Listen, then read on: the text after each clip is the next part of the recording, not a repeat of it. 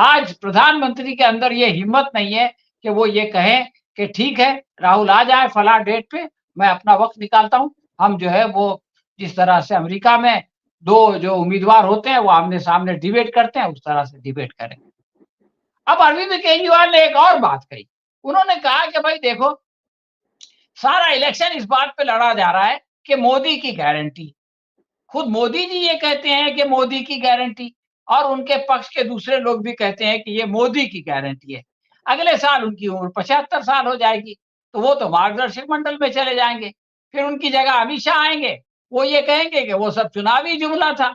मोदी गए, उनकी गारंटी गई। और अब जो है वो अवैसी ने भी जो है वो इनडायरेक्टली और वो कुछ लोगों का ये कहना है कि अवैसी जो है वो जयवंत रेड्डी के साथ उसी तरह से संबंध बना रहे हैं, जैसे कि एक ज़माने में कांग्रेस के बहुत ही लोकप्रिय सीएम वाईएसआर रेड्डी के साथ हुआ करते थे और वो लोग आपस में मिल कर के समस्याओं को हल कर रहे हैं। तो ये एक बहुत ही पॉज़िटिव संकेत है और अगर ये चीज़ हो गई, तो आप ये समझ लीजिए कि जो सीटें बीआरएस ने जीती थी 9 सीटें, 9 या 10 सीटें कांग्रेस के हिस्से में चली जाएँगी। अब बीजेपी की हिम्मत नहीं है कि वो जो जो चुनाव बाकी है बंगाल में, वहाँ पर जो है पश्चिम बंगाल में संदेश खाली का नाम ले। संयुक्त राष्ट्र में उन्होंने 2 मर्तबा यानी 2 तारीख को और फिर 12 तारीख को 2 मर्तबा फ़िलिस्तीन के हक में प्रस्ताव का समर्थन किया और ये बताया कि ये जो संघर्ष है, ये जो इंसाफ की लड़ाई है, ये जो बराबरी की लड़ाई है, इसमें भारत जो है वो अंतर्राष्ट्रीय स्तर पर अपनी ज़िम्मेदारी अदा करता रहा है और आगे भी करता रहेगा।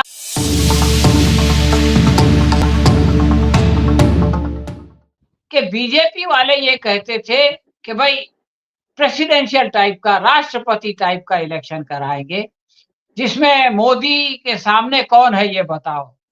और बार-बार वो पूछते थे कि मोदी के सामने कौन है ये बताओ। लेकिन अब बाज़ी पूरी पलट गई। अब ये हो रहा है कि देश के जो विचारवंत हैं, जो आइडियोलॉग्स हैं, वो ये कह रहे हैं कि भाई मोदी आएँ और राहुल के सामने खड़े होके बताएँ कि वो देश की समस्याएँ कैसे हल करना चाहते हैं और राहुल भी बताएँ कि वो भी देश की समस्याओं को कैसे हल करना चाहते हैं। अब देखिए ये प्रपोज़ल आते ही राहुल ने उसको जो है वो उस चैलेंज को एक्सेप्ट कर लिया। उसने कहा कि मैं बहुत-बहुत शुक्रगुज़ार हूँ, मैं धन्यवाद कहता हूँ कि जो है वो इस तरह की डिबेट के लिए बुलाया गया है और मैं इसको स्वीकार करता हूँ और जब भी आप बताएँगे, जहाँ भी बताएँगे, मैं जो है वो प्रधानमंत्री मोदी से चर्चा करने के लिए हाज़िर हो जाऊँगा। लेकिन जो बहुत बड़े बड़बोले प्रधानमंत्री हैं, जो अपने विरोधियों की बातों को तोड़-मरोड़ कर कुछ न कुछ बना के पेश करने में एक तरह की महारत रखते हैं, आप देखिए कि वो गूँगे-बहरे हो। जो आदमी ने 10 साल तक एक प्रेस कॉन्फ्रेंस नहीं किया, वो क्या डिबेट करेगा? और उस आदमी से डिबेट करेगा, जिसने कि 10,000 किलोमीटर जो है वो पैदल चला है और अपनी दोनों यात्राओं के बीच उन्होंने कई मर्तबा प्रेस कॉन्फ्रेंस की और कई मर्तबा लोगों के प्रश्नों के जवाब दिए और हर मर्तबा उन्होंने देश के मूलभूत प्रश्नों पर बात की। कोई भावनात्मक बात उन्होंने नहीं की। तो एक तरफ राहुल गांधी है, जो कि देश की समस्याओं पे बात करते हैं और उन्होंने जो है वो इसका स्वागत किया कि इस पर डिबेट होना चाहिए और दूसरी तरफ हमारे प्रधानमंत्री हैं, जिनको के चुप्पी लगी हुई है। उनके मुँह पे ताला पड़ गया है। वो उसको ट्विस्ट भी नहीं कर पा रहे हैं। तो मैं ये समझता हूँ कि इससे पूरी देश की जनता को एक संदेश जा रहा है कि जो एक कृत्रिम टाइप का, स्यूडो टाइप का एक मीडिया के ज़रिए से जो एक इमेज बनाया गया था, एक छवि बनाई गई थी, जो गुब्बारा फुलाया गया था, वो गुब्बारा 56 इंच का इस चुनाव से पहले फूट गया। आज प्रधानमंत्री के अंदर ये हिम्मत नहीं है कि वो ये कहें कि ठीक है, राहुल आ जाए फलाँ डेट पे, मैं अपना वक़्त निकालता हूँ। हम जो है वो जिस तरह से अमेरिका में 2 जो उम्मीदवार होते हैं, वो आमने-सामने डिबेट करते हैं, उस तरह से डिबेट करें।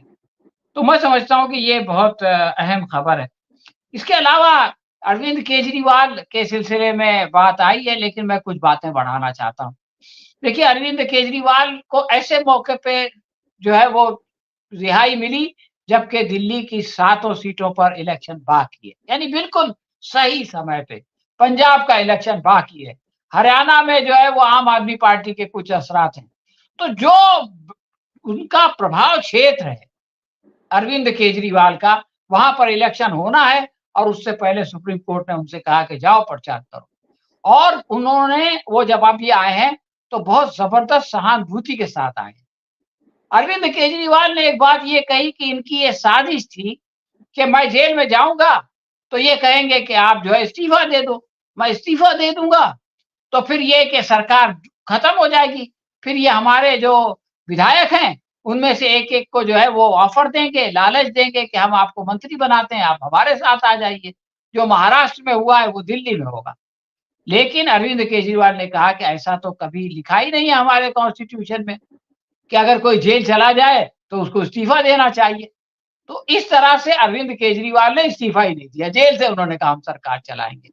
और जो ये साजिश थी, ये जो षड्यंत्र था केंद्र सरकार का, आम आदमी पार्टी की सरकार को तोड़ने का और उनके विधायकों को तोड़ने का, उसको अरविंद केजरीवाल ने नाकाम कर दिया।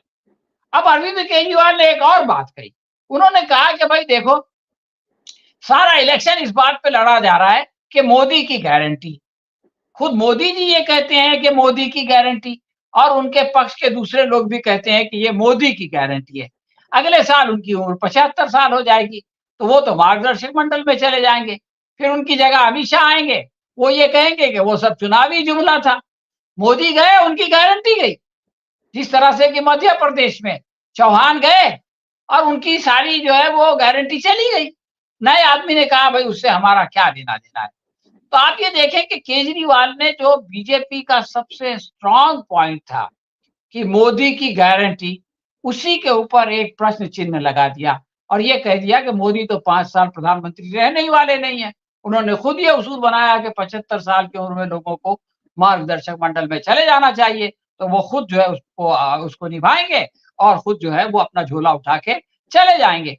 और बाद वाले आने वाले लोग जो है, वो उन गारंटियों को कचरे के डब्बे में डाल देंगे। तो ये अहम बात है जिस पर कि ध्यान देना चाहिए। उत्तर प्रदेश वगैरह में, मध्य प्रदेश में जो कुछ हुआ उसके बारे में तो बहुत कुछ चर्चा हुई। म आज तेलंगाना में भी जो है वो चुनाव हुए, हैदराबाद में चुनाव हुए।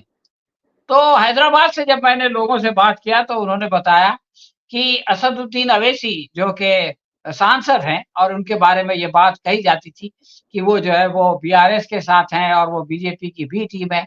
उन्होंने जो है वो अपने प्रचार में और ख़ास तौर से अपना जो आखिरी प्रचार है, उसमें लोगों को सीधा संदेश दिया कि ये जो है वो कोई स्टेट का इलेक्शन नहीं है, राज्य चुनाव नहीं है, ये केंद्र का चुनाव है और इसमें जो है हर उस उम्मीदवार को हमको सपोर्ट करना चाहिए, उसका समर्थन करना चाहिए, जो कि भाजपा को हरा सकता है।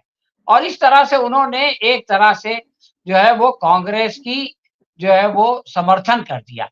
उन्होंने ये बताया कि हैदराबाद में जहाँ से वो खुद चुनाव लड़ रहे हैं, इसके अलावा बाकी जगहों पर जो है वो लोग जो उनके मानने वाले हैं, चाहने वाले हैं, वो जो है वो कांग्रेस को वोट दें।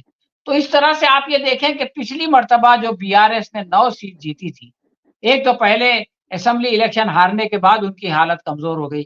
उसके बाद जयवंत रेड्डी जैसा स्मार्ट सीएम जो है वो कांग्रेस ने दे दिया। उसने जो है वो बीआरएस की हालत पतली की और अब जो है वो अवैसी ने भी जो है वो इनडायरेक्टली और वो कुछ लोगों का ये कहना है कि अवैसी जो है वो जयवंत रेड्डी के साथ उसी तरह से संबंध बना रहे हैं, जैसे कि एक ज़माने में कांग्रेस के बहुत ही लोकप्रिय सीएम अ, वाईएसआर रेड्डी के साथ हुआ करते थे और वो लोग आपस में मिल करके समस्याओं को हल कर रहे हैं। तो ये एक बहुत ही पॉज़िटिव संकेत है और अगर ये चीज़ हो गई, तो आप ये समझ लीजिए कि जो सीटें बीआरएस ने जीती थी 9 सीटें, 9 या 10 सीटें कांग्रेस के हिस्से में चली जाएँगी और जो बीजेपी को पिछली मर्तबा 2 सीट मिली 4 सीट मिली थी, उसमें भी जो है वो कमी की संभावना है। तो ये है सूरत-ए-हाल तेलंगाना की। अब मैं 2 और बातों की तरफ आपका ध्यान आकर्षित करना चाहता हूँ। एक तो है संदेश खाली का मामला। संदेश खाली के ऊपर जो है बीजेपी ने बहुत राजनीति की। और ये कहा कि भाई शाहनवाज़ नाम का वहाँ एक टीएमसी का लीडर है, उसने महिलाओं के साथ जो है वो उत्पीड़न किया है और उनको जो है वो उनका वो किया है, अत्याचार किया उनके ऊपर। लेकिन अब इस हफ्ते ये बातें खुल के सामने आ गई। पहले तो एक वीडियो आई सामने, जिसमें ये बताया गया, खुद बीजेपी का एक जो लोकल लीडर है वो ये एक्सेप्ट करता है कि ज़बरदस्ती करके पैसे दे के उन औरतों को मजबूर किया गया और उन्होंने जो है वो ये की और जो हथियार भी मिले, वो हथियार हमने खुद ले जाके रखे थे। तो एक तो ये हो गया कि जिसको लेकर के स्मृति ईरानी पहुँच गई थी और प्रधानमंत्री बार-बार जो है वो संदेश खाली कर रहे थे। तो उन वो औरतें खुद जो है वो उसमें आ गई और उन्होंने जाकर के प्रेस में ये कह दिया कि हम हमारे साथ कोई खराबी नहीं हुई, हमारे साथ कोई बुरा सलूक नहीं हुआ, बल्कि हमको जो है इसके लिए उकसाया गया था और मजबूर किया गया था। लेकिन उससे आगे बढ़ के एक बात, एक महिला ने जाकर के जो वहाँ के राज्यपाल हैं, उनके खिलाफ जो है वो कंप्लेन कर दी, सीवी आनंद के खिलाफ और ये कहा कि इन्होंने मेरे साथ जो है वो बुरा सलूक किया है, इन्होंने जो है वो मेरी इज़्ज़त पर हाथ डालने की कोशिश की। ताज्जुब की बात ये है कि उस औरत की जो जो बेचारी कंप्लेन कर रही है, उसकी एफआईआर लिखी जा चुकी है, लेकिन केंद्र की सरकार और हमारी राष्ट्रपति जो है वो महिला हैं, तो वो भी इस पर कोई संज्ञान नहीं ले रही है और पूरी बीजेपी जो है वो इसको उसको साफ सूं गया है। अब बीजेपी की हिम्मत नहीं है कि वो जो जो चुनाव बाकी है बंगाल में, वहाँ पर जो है पश्चिम बंगाल में संदेश खाली का नाम ले। इसलिए कि वो खुद जो है उसमें फँस चुकी है। इस पर मुझको एक शेर याद आ रहा है, बहुत ही मशहूर शेर है, ये उज़रे इम्तिहान जज़्ब दिल कैसा निकल आया, ये उज़रे इम्तिहान जज़्ब दिल कैसा निकल आया, मैं इल्ज़ाम उसको देता था, कसूर अपना निकल आया। तो हुआ ये कि बीजेपी का खुद अपना कसूर निकल आया और वो खुद जो है उस जाल में फँस गई, जिसमें कि वो ममता बनर्जी को फँसाना चाहती थी। आखिरी इस हफ्ते की एक बड़ी खबर जो है, वो फ़िलिस्तीन के बारे में है। देखिए फ़िलिस्तीन को जो है वो सिर्फ़ एक ऑब्ज़र्वर के तौर पर संयुक्त राष्ट्र में बैठाया जाता है। लेकिन ये कि उसको आज भी स पूरी सदस्यता नहीं है। तो इस बार जब ये 2011 से वो लोग इसके लिए लड़ रहे हैं, पहली मर्तबा तो उनको 9 जो सिक्योरिटी काउंसिल है, सुरक्षा परिषद, उसके 9 लोगों का समर्थन नहीं मिला। लेकिन 18 अप्रैल को मिल गया, तो अमेरिका ने उसको जो है वो वीटो कर दिया। इसके बाद जो उसकी आम सभा है संयुक्त राष्ट्र की, उसके अंदर ये प्रश्न आया कि फ़िलिस्तीन को जो है वो पूरी मेंबरशिप मिलनी चाहिए, पूरी सदस्यता मिलनी चाहिए। तो आप देखें कि दुनिया के 143 मुल्कों ने इसका समर्थन किया कि फ़िलिस्तीन को जो है वो पूरी सदस्यता मिलनी चाहिए। केवल 9 लोगों ने उसका विरोध किया। यानी 143 देश और 9 देश, कितना बड़ा फ़र्क है।